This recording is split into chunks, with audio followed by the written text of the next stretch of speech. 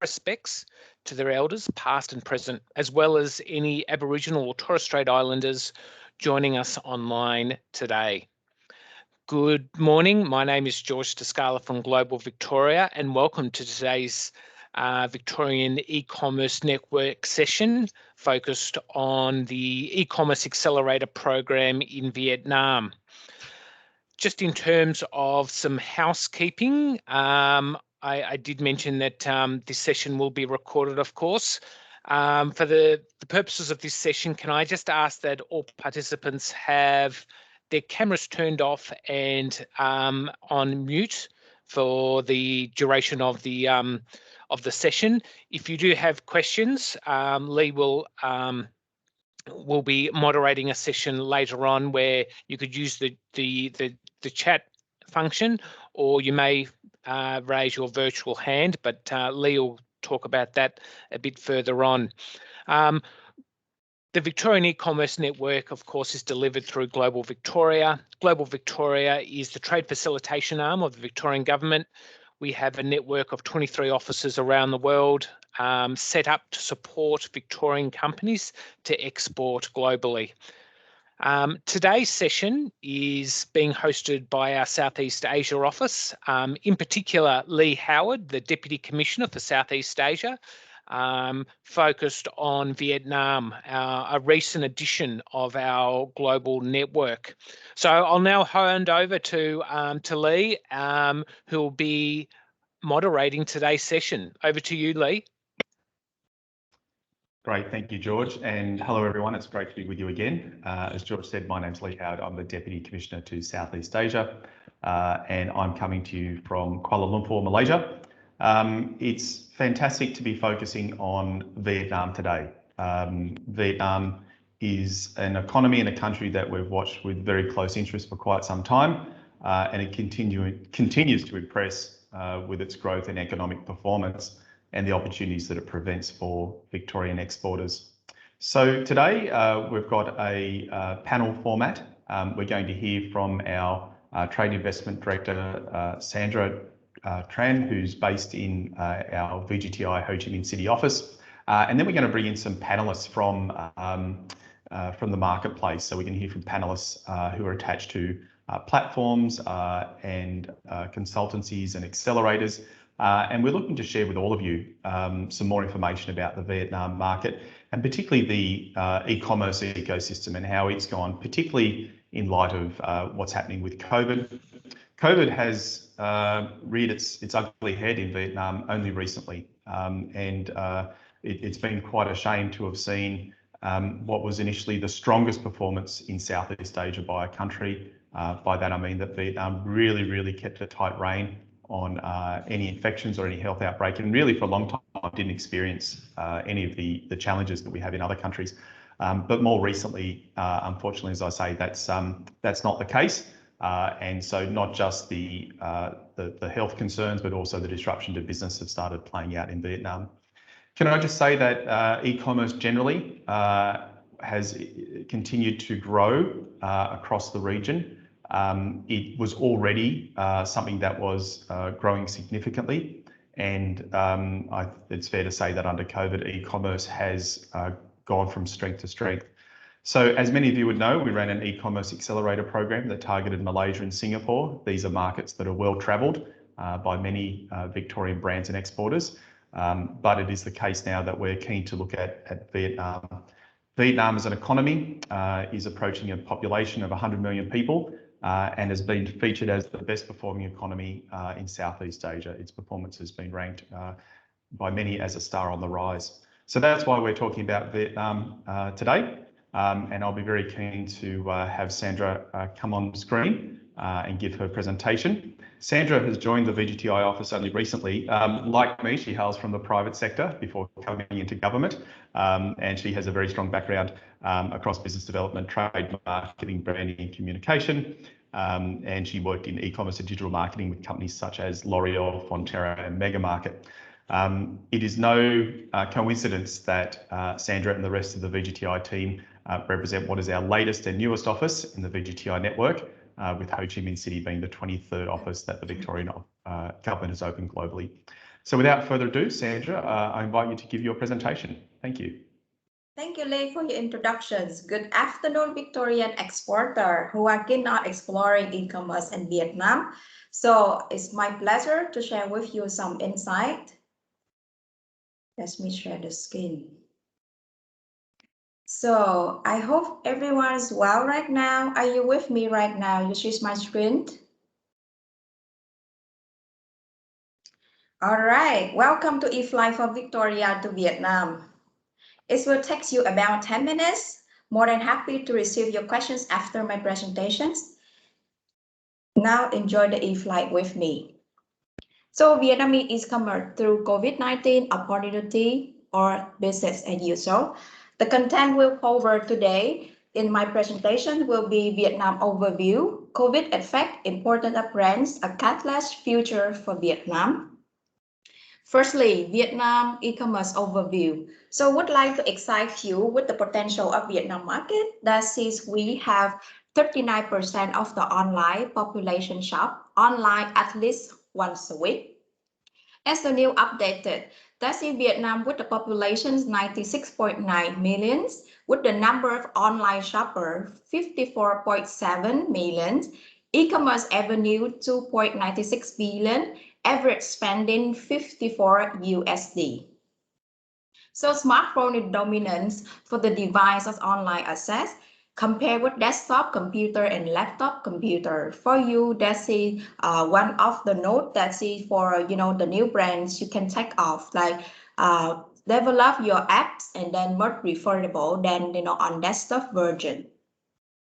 So where Vietnamese consumer turn for online shopping. So first of all, for the brand.com, that is what can introduce with you the top three well-known player in the market. First of all, that is the local dairy Vinamilk.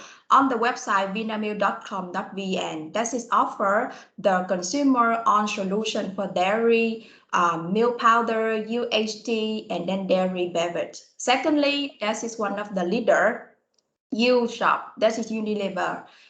For they tend to offer all solution in terms of hair care, beauty care, personal care, detergents, and also dry food.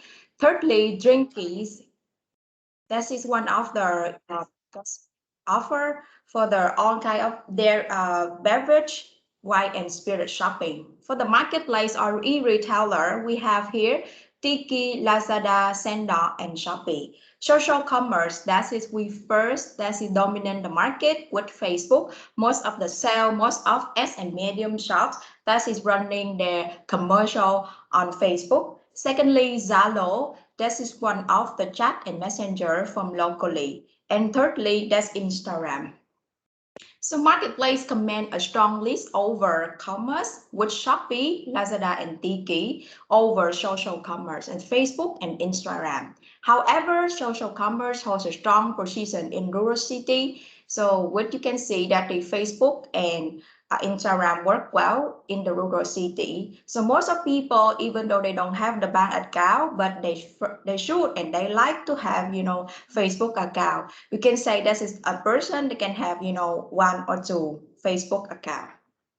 And Lazada, they hold a strong opportunity in a good balance between urban and rural city. Did COVID shopping push Vietnamese e-commerce? E-commerce adoption in Vietnam saw increasing during COVID-19, but it was less drastic than most of country compared in the region. This Vietnam, you can see the uses of e-commerce before, during, after COVID lockdown with 1 before and during 1.4 and after COVID lockdown is 1.2. Top players was largest unaffected by lockdown. So during COVID-19 in Vietnam, Shopee was only the e-commerce brand seeing the growth in customer base. You can see Shopee with the purple and Lazada pink and Tiki with the light blue in the first wave, second wave, and third wave. In Vietnam, new digital consumers from urban city. Compared with Indonesia, Malaysia, Philippines, and Thailand, you can see Vietnam, 74% from the people from urban city. That is the new digital consumers. So there are 6 urban cities in Vietnam. They are Ho Chi Minh City, Hà Nội, Cần Thơ, Hải Phòng, Đà Nẵng, and Biên Hòa. Since consumers turn to online alternative, e-commerce revenue in Vietnam is expected to grow at a double-digit rate, similar to the trend in Southeast Asia. You can see from the right side, that's the Southeast Asia e-commerce revenue with plus 44%, while Vietnam showed the experience and then significant growth with plus 36%. On e-commerce sector and category in Vietnam expect to grow again the pandemic, but compared with the other country in Southeast Asia, it's still in a slower pace. When in the right side, you can see, I guess this is most of our Victorian exporter today. That's it, will be from food and personal care. So just pay attention on the figure in the light blue. From the right side, that is for Southeast Asia country, food and personal care, that's experienced 60% growth, while Vietnam, you know what we show the performance is 46%. With the rate of productivity for most categories give a boost because of the lockdown. So most of the wet markets are closed during since January, February, and even so far, wet market traditional. This is the first time with most of Vietnamese.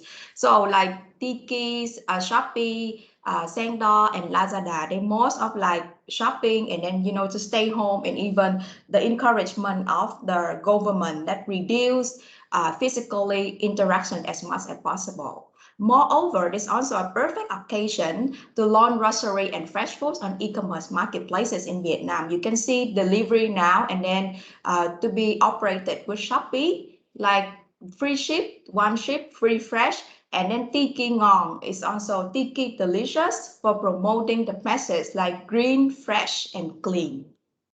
Since then, food segment become the biggest winner in the pandemic, as if the growth of compared with other segments. Again, you just pay attention to the light blue, food and personal care. This is they, show the experience a significant growth since by the end of 2019 to present. On the people, they're not able to get anywhere. I cannot able to shop or, store and fashion. The only demand I still need that is food. So investing in the users in acquisitions can be short-sighted. Investing in building a strong brand assets is a long-term investment. I would like to share with you the performance of the brands of your retailer. Quite very, very important. You quite participate in under campaigns of e-retailers as much as possible, but in long-term investment, you should choose where is the retailer, they have a strong brand, what position in the market. So top e-commerce player in Vietnam, so Lazada, Tiki, and Shopee. But index, you can see that experience the brand health growth since the Q2 2019 to Q3 of 2020 with 27.4 to 33.3. However, their brand's health remains low compared with Singapore's sister. For Vietnam market, you can see the current customer and then the current customer base share in Vietnam market. Shopee contribute 48.2%, Tiki contribute 19.4%, and Lazada Vietnam 27.8%. Last trend that could change Vietnamese e-commerce. Yes or no? So pre-COVID-19, the COD, cash on delivery, dominantly users during checkout or e-commerce website, you can see cash on delivery, like it takes 88 and 86%. E-wallet is still super small. Could this really become Boost, Grab, Touch and Go e-wallet?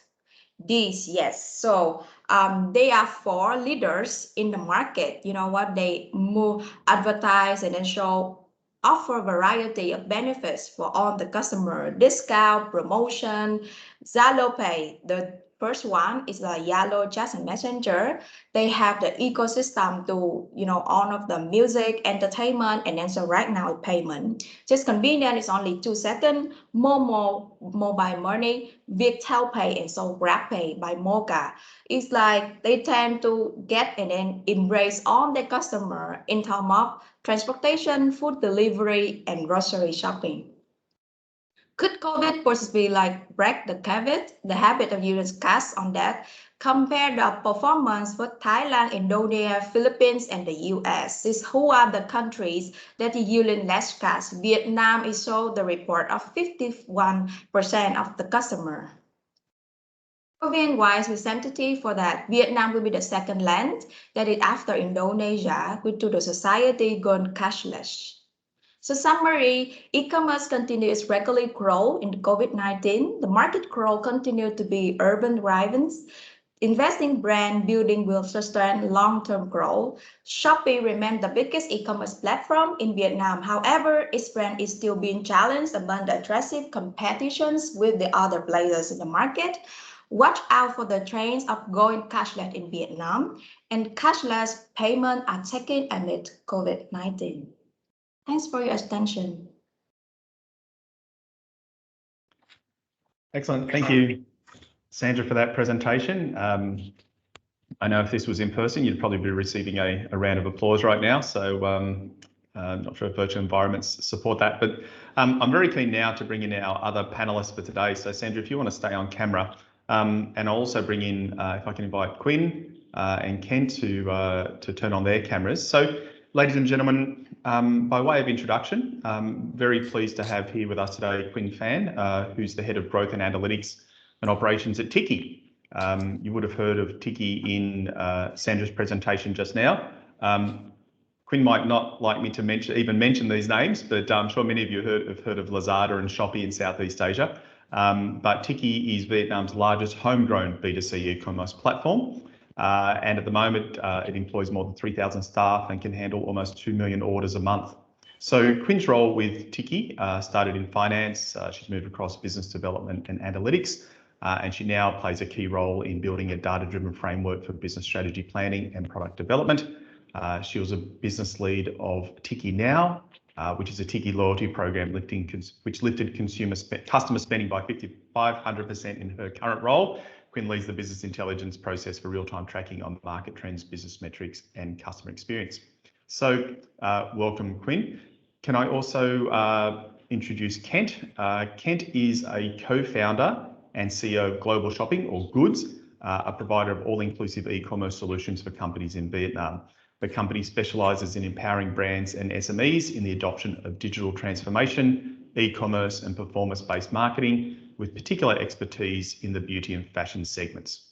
Goods is a subsidiary of e-commerce fulfillment platform Boxme, which provides omni-channel management, automated order fulfillment and logistics services, looking for companies to access Vietnam and other markets in the region. So very pleased to have Kent here today, who has extensive knowledge and experience in digital marketing, e-commerce, and apart from Vietnam, he's also been based in Indonesia, the Philippines and Myanmar. So welcome to all of our panelists today. Quinn, if I can start with you, you've just seen Sandra's presentation. Perhaps you can provide a snapshot from the Tiki perspective about what you're seeing in terms of growth trends for e-commerce in Vietnam. Yes, Lee. Thank you for the warm introduction, and good afternoon, Victorian exporter. So I think that among all of the country in Southeast Asia right now, that Vietnam have the highest penetration GDP. But I can say that there's a lot of room for growth opportunities for Vietnam. Last year, the growth rate for e-commerce year-over-year is 46% compared to 2019. And this number is expected to grow 5x in 2025. So I think that this growth is because of two things. First is the strong economic progress that also backed by our government support. That in the next 5 years, as we know that the government will invest more than 100 billion, mainly in transportation to connect region to region, which will have all of the business activity nationwide. And secondly, that people more and more will move to online because of the convenience that they do not need to take time to buy thing for on offline. Instead, that they can purchase everything they want and do online. So I think that in the next 5 years and more, the e-commerce is has a very promising trend for Vietnam.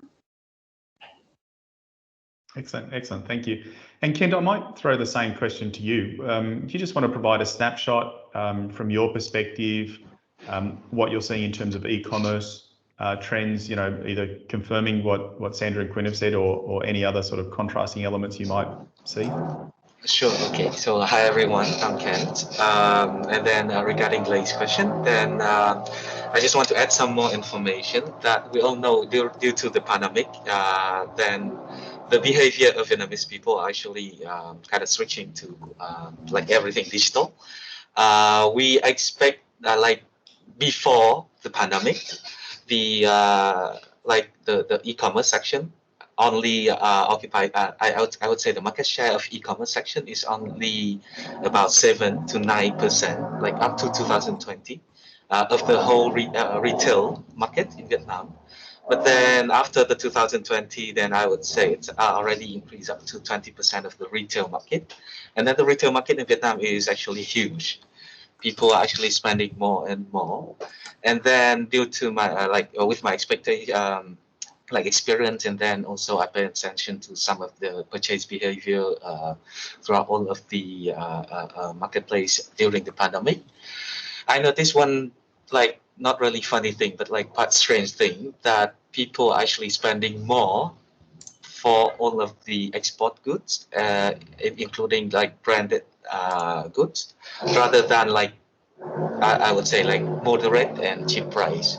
So that is something we are quite surprised on the behavior, purchase behavior of the Vietnamese people. That's interesting. And I think, if I can add, I think we've seen this phenomenon across the region where perhaps more affluent customers who now are no longer spending money on travel or, larger items like motor vehicles and things like this, they do turn to sort of online premium. So fashion retail, but also cosmetics, beauty, and really the premium space has benefited from a lot of that spending. Ladies and gentlemen who are joining us in the audience today, we've got a good sized group today, but good enough that we can keep this interactive. So please feel free to put your questions into the chat for any of our panelists, and I'll do my best to moderate those questions. And we've had one already, and it's initially addressed to Sandra, but I will put it to all of our panelists, which is since the e-commerce market, the digital marketplace is raising in Vietnam, so it's going up. What role does the physical store, and in this instance, the question asked about a pharmacy store, still play? Does it still play an important role in consuming behaviour? So, Sandra, the question, as I read, is really about e-commerce is in the rise, but between your traditional channel mix, particularly into pharmacies, maybe even supermarkets or other physical retailers, versus e-commerce, what's the balance and the trend at the moment?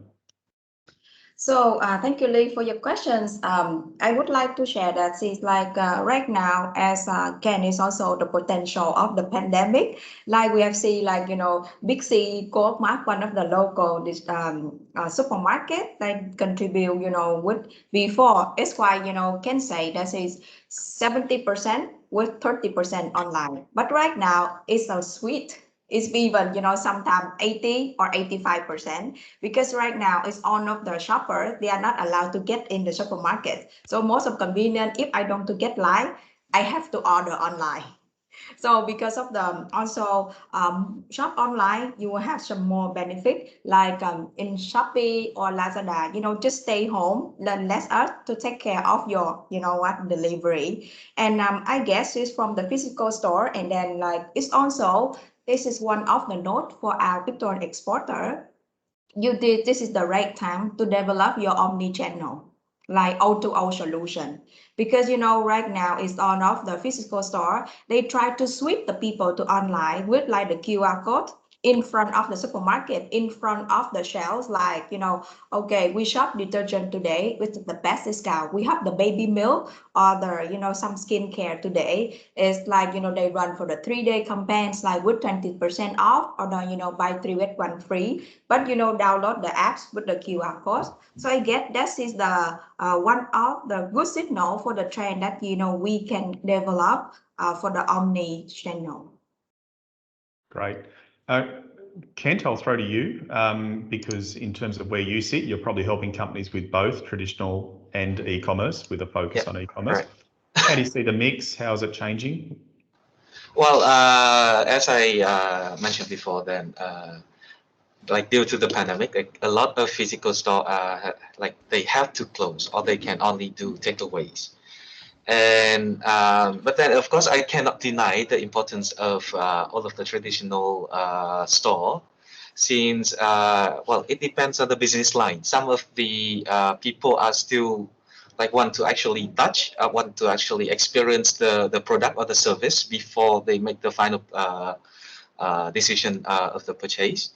But then I would say, like we all here work in marketing, then actually a return customer is a more valued customer. And then once they already get to know the product, then they switch all of their behavior to online.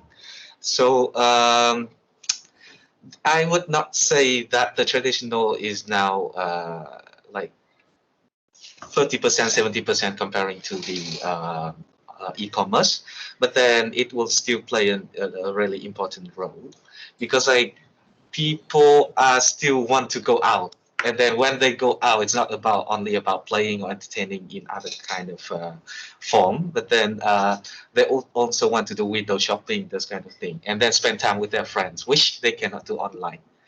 So yeah, there's still a reason for like investing in traditional market, but I would rather say it's more on the informative side rather than the purchase side. Understood. Quinn, I might change the question slightly for you. I mean, to what extent are you helping companies that already have a traditional physical retail strategy coming online? So they've now got a traditional strategy and they're heading online versus online only. They're companies that are just being born as e-commerce fulfillment businesses. So I think that there'll be a difference. So with the one that for the store or for the brand that have only online presence, so it's kind of like Ken say, like Sandra say, that it might take a little while because that people will not yet have the experience with the quality of the product. So it will take time for the consumer to test and then understand about the product and then start into the loyalty. But I think that with Tiki, we have 2-hour delivery so that people can quickly receiving the order. So it's make the process quicker, and they can review the product. But it can help to spread the product in nationwide for with the brand that only have the traditional present. I think that sometimes it can limit it in the present because, for example, you cannot open the store like nationwide in Ho Chi Minh, in Hanoi, and every province. So it will limit a little bit on the customer size. So I think that with Tiki and also with other e-commerce platform, we can support and expand the growth of the brand presence across nationwide. Thanks for that. And Quinn, I'll stay with you. Yes. Not all of our audience would be familiar with Tiki. Can you tell us a little bit about the platform and maybe what distinguishes it from other e-commerce standalone platforms in Vietnam? Yes. So I think that Tiki, we are quite differentiate ourselves. We are the only platform that only allows for business with business license to list it on platform. So you do not need really to worry about the quality of product because we only provide authentic product as well as the branded selection.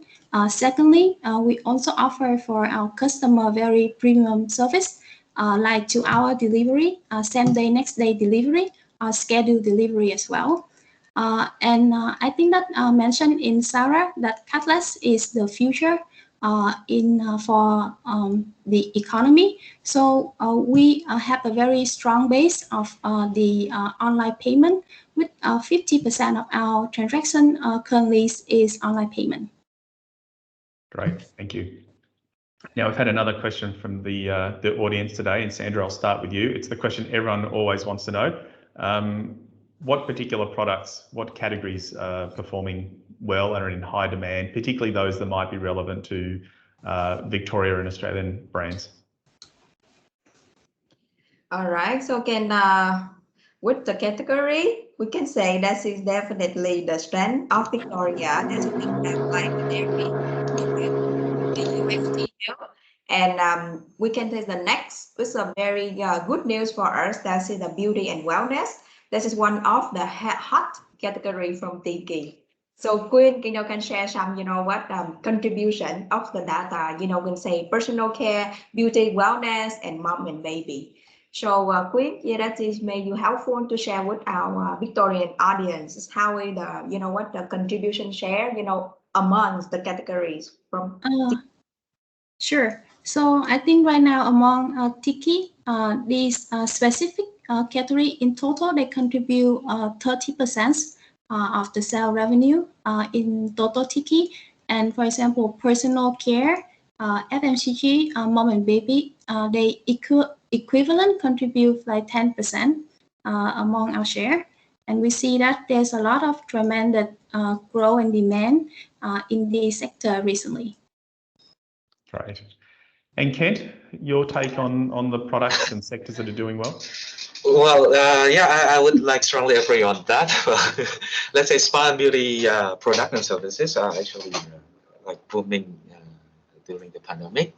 But then, since Sandra just mentioned, you guys are also Victorian exporters are also really specialized in also food. If I'm not mistaken, food and then supplements, and then moms and babies products are also being really booming during this period. So I strongly agree with Sandra and Quinn. Yeah, thanks for that. And Kent, I'll stay with you. I'm really interested to understand about fulfillment models. For so long, China and cross-border e-commerce has defined what a lot of exporters become used to as a model. That's a little bit different in Southeast Asia. So in other markets, we've probably gone for a more traditional route where companies work with a distributor.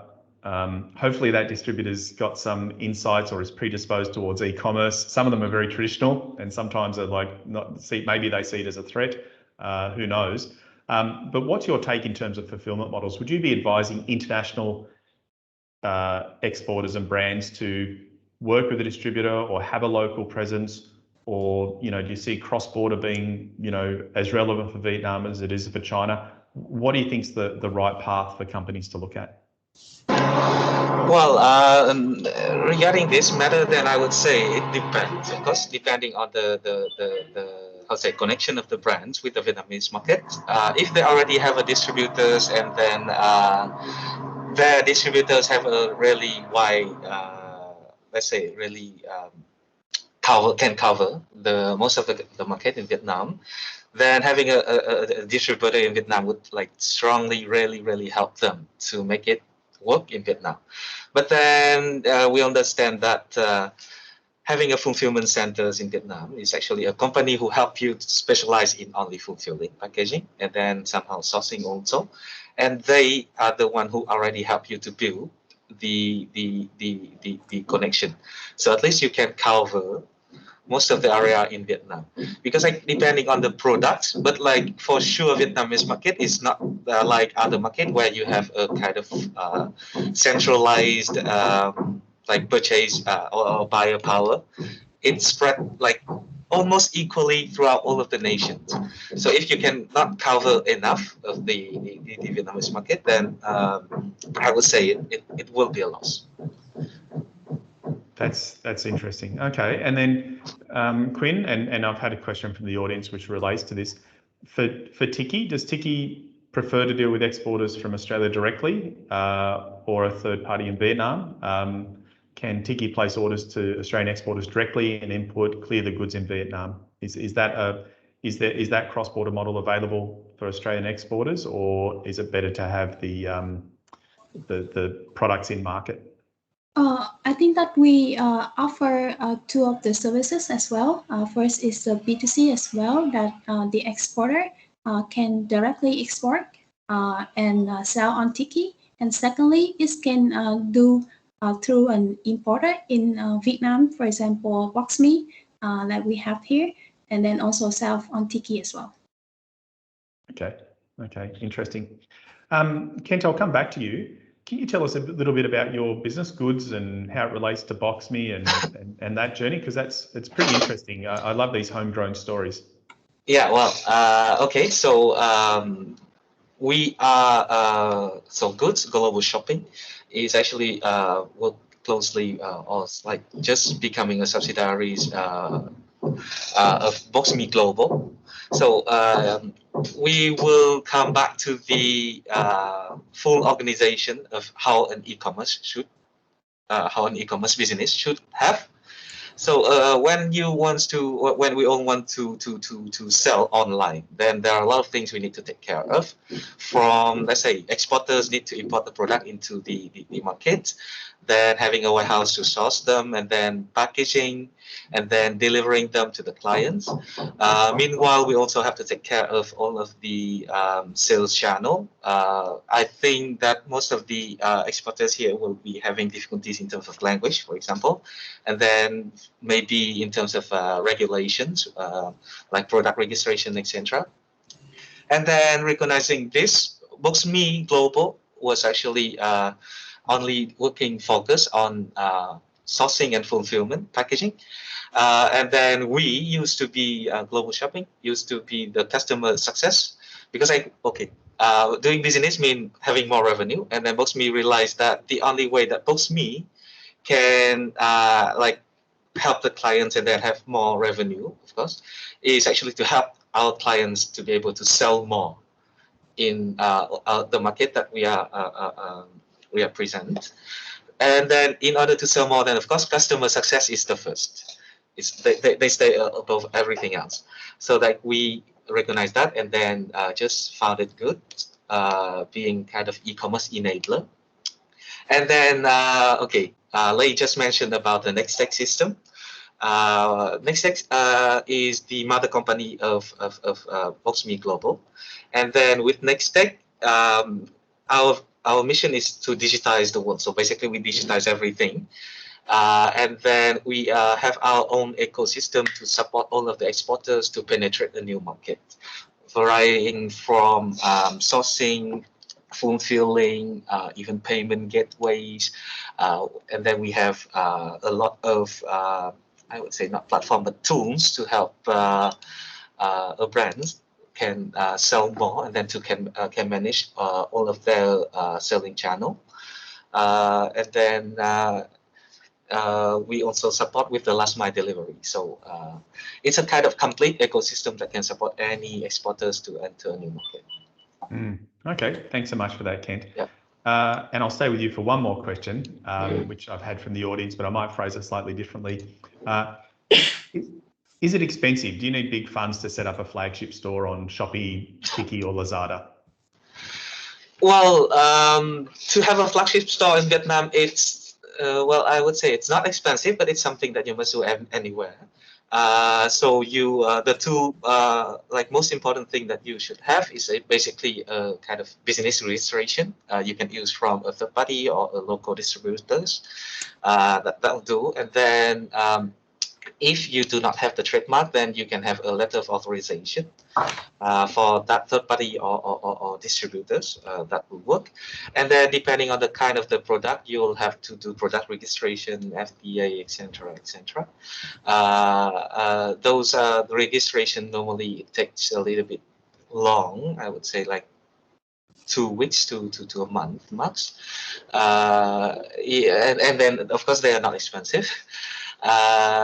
Yeah, those will be enough for you to be able to sell in Vietnam already. Okay, and product registration is you know who's handling that in the main? Is it the exporter, the brand? Is it an importer, distributor? The platforms help with this. So the platform will only require the documents. Tiki they have the service to support with that, but then normally the brand have to do it themselves. Like you have some local distributors, so basically it's just a deal. Anyone can do it as long as they have the letter of authorization. Then it will do. Yeah, Quinn, Yeah. I'll throw to you to get the Tiki perspective on product registration. You know, is it something you're helping international companies with more and more, or are you still saying please get a distributor and work with them and just bring us the paperwork? What's the balance at the moment? I think that right now there's a lot of like company that can handle all of the document. So right now for Tiki, I think that we advise that all of the exporter come to our e-distributor in Vietnam to taking care more on the paperwork, because that's also the expertise of this company as well. And you can get all of the support from register all of the paperwork and also all of the product registration as well. Okay, interesting. Now, Sandra, we've had a question, which is, does DJPR, for those of you who might not be aware, that's our department that Global Victorian VGTI sit under, have resources to help exporters to identify customers in Vietnam. So perhaps, Sandra, you can share a little bit about your experience since joining the VGTI. You know, under COVID, it's been such an interesting mix for all of our trade team to be, yes, we still have some big initiatives, some programs, activities, virtual trade missions, but you can also talk to perhaps the day-to-day work of working with exporters and, you know, what type of inquiries you help exporters with. Yeah, thank you, Lee. So I would like to share that is our main mission, and you know what, we are serving at Vietnam office, our daily data work. That's it, you know what, we try to filter and to do the good matching with our Victorian exporter to Vietnam local distributor or local customer. We will provide from our trade and investment office. That's it, you know what, the local insight, the demographic for the each category as much we, you know what, we possible that we have and that we share information. We try to look for customer. For example, our brands will match with the good distributor for like baby milk, beauty and wellness. We're gonna help you to filter the good distributor to match with your good products. That is where we can give you providing the channels how you should go, like GT, MT, or GT, or as I mentioned a while ago, omni-channel O2O solution. Right now, the trend of most all of the brands. So we can share with you, and then, you know, some our opinion, and then, you know, insight how to go to the market with, like, you know, model you can go. For instance, like e-commerce, how can you go? You should go with e-distributor. You will need to find that e-commerce enabler, or you need to go directly with the e-retailer. If you have already the digital team is set up here. So we do love, you know what, to help and then to find a customer for our Victorian exporter. Great, thanks for that, Sandra. And look, it's been a really challenging startup, I think, it's fair to say, for our VGT office in Ho Chi Minh City. It's a new office. It's a really good team that we've managed to onboard there. But at the same time, it's been a really challenging time. We haven't had that. It's all been virtual in terms of our interaction and things like that as well. So But I think the team's come up to speed really quickly. So for the people who are asking those questions or want more context in Vietnam, you can reach out to the office. It's a fully staffed office. And as you can tell with Sandra's presence and other staff in the office, we do have those local language skills and local know-how, which is going to be very helpful for some of our Victorian companies looking to engage with what is a large market, and an exciting market, but still a market that has its own unique challenges to enter. I've got another question from the audience, and I'll throw this open to anyone who wants to take it. And I think this is one of those really, really specific points, which around, is product registration mandatory for goods being sold on e-commerce platforms only in Vietnam? So the way I'll also phrase that question is there a way to do cross-border e-commerce that doesn't require product registration, maybe around a certain size or a certain size of order? Is there a way to ship goods directly to consumers in Vietnam from Victoria that means that maybe that skincare or that nutraceutical doesn't require product registration, or does everything require product registration? I would say that, we require all the product registration for all the products, all category. So I just want to share with our Victorian exporter, the full picture, how you can do when you come to Vietnam. That is the process and how you want to go with our, all right. You see my screen? Yep. All right.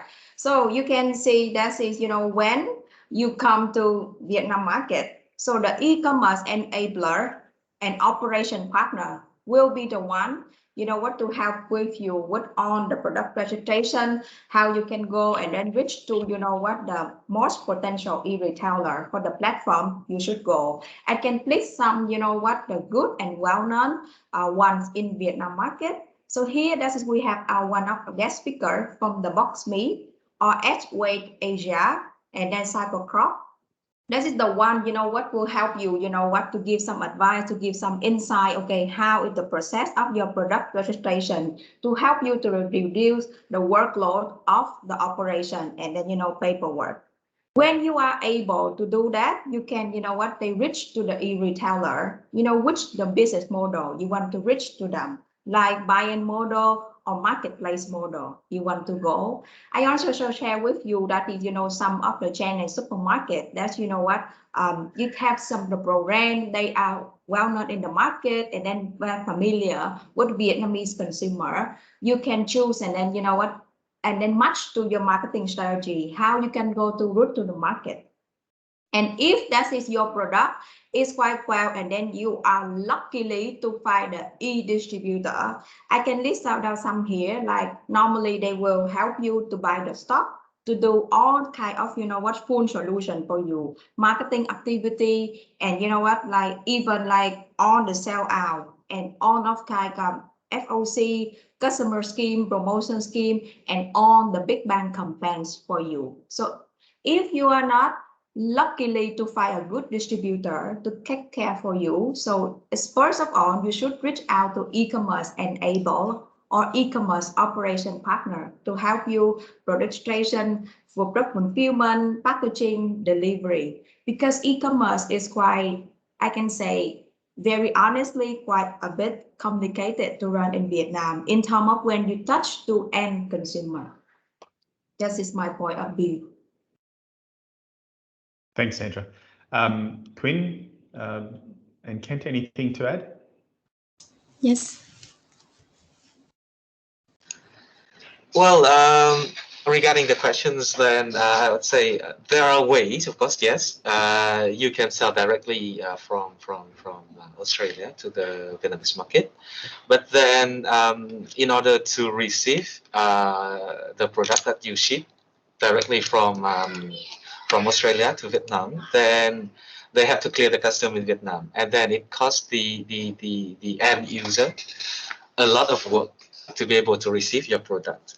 And then since we are all working in marketing, then I would say customer experience is something we have to to care about, and then to focus on, especially when you want to enter a new market. Then those kind of few first impression is really really like they will judge the brand just based on those few first impression.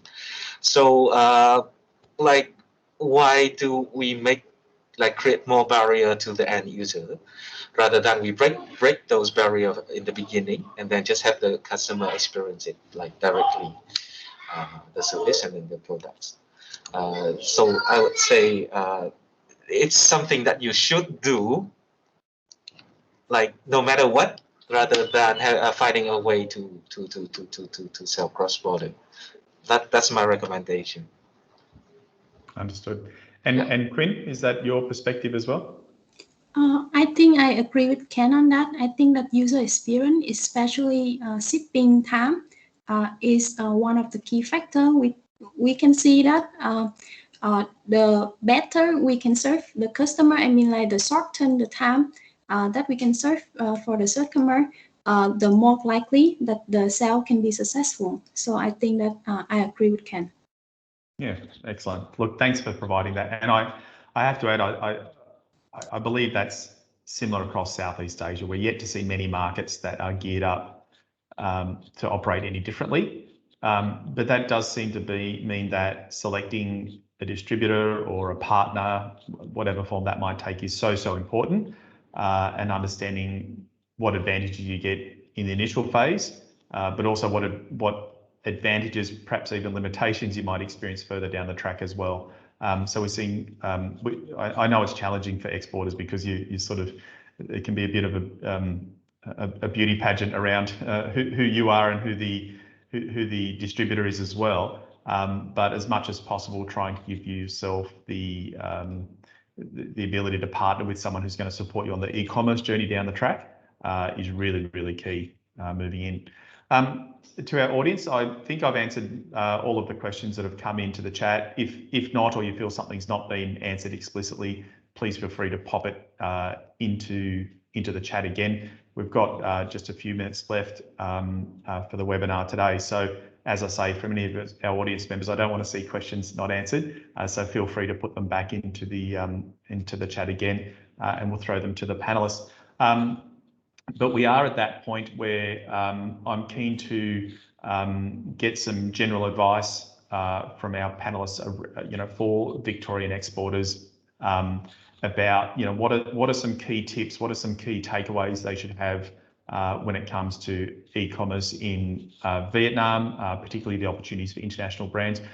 Quinn, I'll start with you. Any advice, words of wisdom that you'd have for Victorian exporters who are on the webinar today? You're on mute, Quinn. Thank you, Lee. So I think that for Vietnam, beside that we have the partner, we also need to taking care of the big campaign that happen in Vietnam. For example, we have Double Day. Actually, it's running 7/7, 8/8, 9/9 until 12/12. And also for Tiki, it's the Tet holiday. So we need to watch out for this event because this is the period where people going online for shopping, and we see that there's a lot of new users that coming to online for this period as well. So please keep an eye on it. Okay, and you've got something called Big Bang campaigns. Is that right? Is that what they are, or is that something different? Yes, it is. So we have a Double Day campaign, as well as for us it's a Tet holiday, where we can shift the product very quickly for the people to enjoy the Tet holiday. Okay, exciting. Thank you. Kent, words of wisdom, advice for Victorian exporters that you might want to share as part of this webinar. All right, so I would say thanks to the marketplace platform like Tiki, Shopee, Lazada, then they already educate people really well in terms of using e-commerce. And then one more thing that is, let's say, one of your advantage when coming into Vietnamese market is that people in Vietnam, they like imported goods. They prefer imported goods above everything that is out there, or especially, but then also like keep attention to the country of origin of the products. If they are all from Australian, then please specify that. People would love that. So for example, like some of the product, on the label, it says made in China and then made in Australia or made in Indonesia. Those will make the big differences. So whatever you guys do, just focus on first the country, the origin of the brand, which is Australian, of course, but then also focus on the product origin. Those for sure the thing that will help you sell it. That's great, Ken. Thanks for that. Yeah. And Sandra, over to you. All right, thank you, Lee. So I also want to share that is now continue with the ideas from the takeaway from Queen. That you know what, each retailer we offer a huge up campaign right now, and then excite with the brands. But you know what, just want to pay attention is like what the elements for the success campaign. You should learn by heart. You know what the demographic of the e-retailer or your e-partner to be with. And you have to know very well that is your product is for whom and when they shop on the platform. So for whom and when, why I said that, you know what, for instance, we are so much, offer and then campaign for the Women's Day. But you need to define very well that they are consumer or they are shopper. Because, it interact with the digital marketing campaign they are running. For the men to shop for their wife or the men to shop for their, girlfriend. So need to be very well that, for whom and when they shop online. And you know what, the time frame they need to work with your e-partner. Because like the Big Bang Queen just said, 7766 super sale, 1111 and 1212. You know what? All the brands want to jump in, but you need to go and then to choose the time frame. For example, like Lazada +2. I don't know. I'm not sure. I guess Tiki is also +2, and then Shopee +2. You have to the time frame, 2 months to make sure that your brands will be in on the homepage, on the category page, or in for the your shop in shop, and then your traffic of the store also, because right now on the commission and the fee they charge from the e-retailer, that is the sale and the traffic to come to your store is a spend.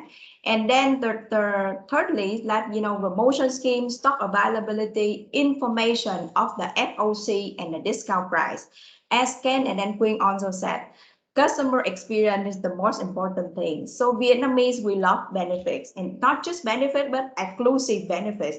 Just not only about the pricing and then experience, the packaging and the bags and the delivery time. So I said this is right now several delivery partner, they also offer that 2 hours delivery. If they are later in the 2 hours delivery, even they offer, the free coupon for the next time shopping. So we love, all of Vietnamese, we love benefits than any nationality. There's also the KPI setting, and then you need to compare with the investment we go.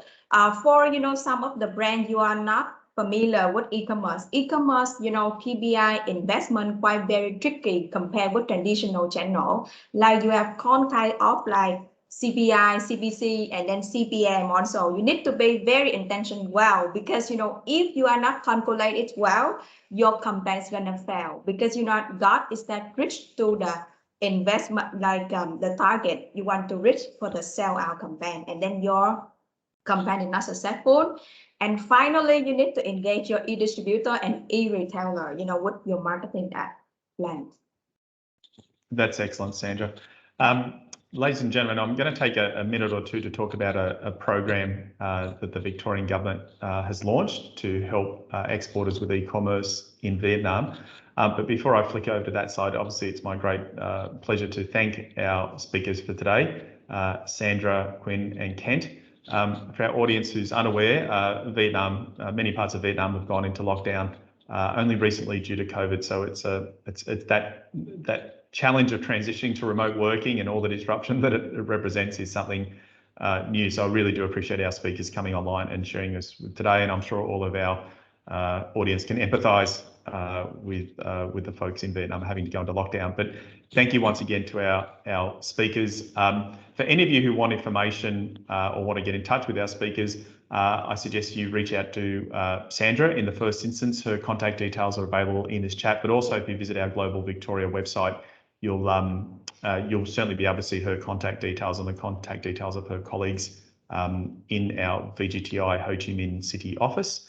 Now, just quickly, I'm going to put up a slide which is providing some detail about our Southeast Asia e-commerce accelerator program for Vietnam. So this is an extension of the program we've recently concluded, helping exporters going into KL and Singapore. It's part of the Victorian government's export recovery package to help established exporters to re-engage with overseas markets. In this program, the way it works, it's not a trade mission or a grant, but it's actually working with an in-market e-commerce delivery partner to help open your flagship store on leading e-commerce platforms. So there are quite a few eligibility criteria because we do need to work with companies who are geared up to take advantage of the e-commerce platforms and can actually open their flagship store straight away or within several weeks time frame. So I encourage all of you who are interested to hop onto the Global Victoria website. Just click on the e-commerce section. There's so much good information that George Descala and his team have put up there around e-commerce globally, but in particular, you'll see information about the Vietnam program for the e-commerce accelerator. Applications are now open. They're running now and they conclude on the 23rd of July, and then the program dates run from August to October. So it's essentially a 12-week program or thereabouts to help exporters open their flagship stores. So I encourage all of you to hop on and check that out. So ladies and gentlemen, thank you once again for your participation today. Really appreciate our speakers coming together and giving their time. And we look forward to seeing you on our next Venn webinar in a month's time. Thank you very much.